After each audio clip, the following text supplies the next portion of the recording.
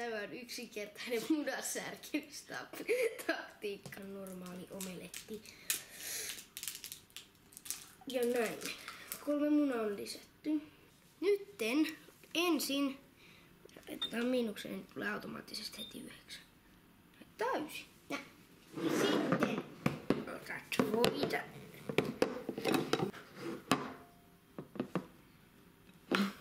Näin, tämä on hyvä määrä voita. Tästä tulee hyvä omeletti. Mutta nyt voi jo viimeistään laittaa nämä kananmunat, paitsi nuo voit kyllä häiritsee pikkasen.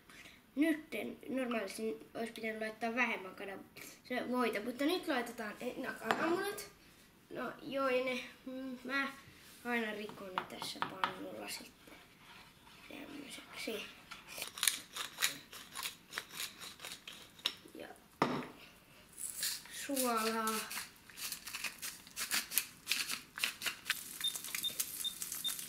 No ei näin pienä. No se kutonolla. Ja sitten tää tässä nyt paistuu.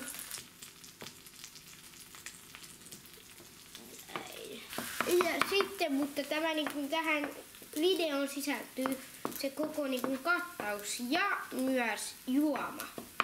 Niin, no tässä nyt on joka tapauksessa punakua juomaa ja sitten nyt tehdään tää omeletti loppuun tästä.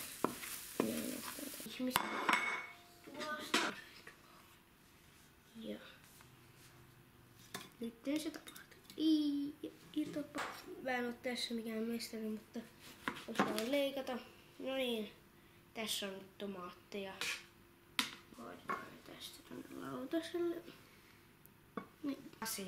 3 tämmönen jännä lasi, että nää heiluttaa, jos tälleen vetää tätä tälleen. Nää heiluttaa kättä. Tähän laitetaan mehu. Voitte ottaa pillin. Mutta kato. Tosi hyvää. Kannattaa maistaa.